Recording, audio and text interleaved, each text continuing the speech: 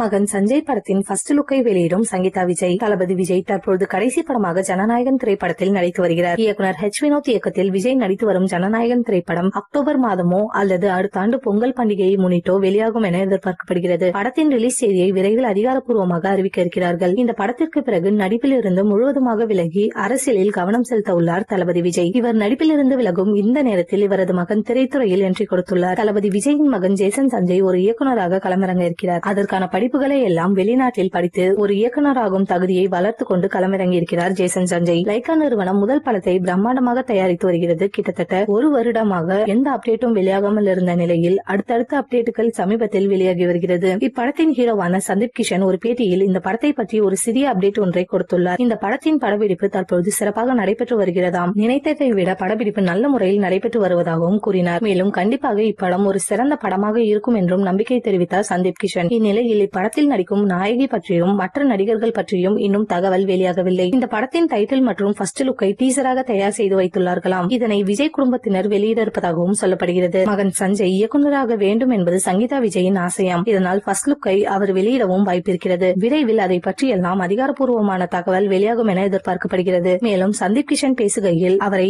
விஜயின் மகன் என அழைக்க வேண்டாம் என்றும் ஜேசன் சஞ்சய் என அழைக்குமாறும் கூறியிருக்கிறார் என்பது குறிப்பிடத்தக்கது.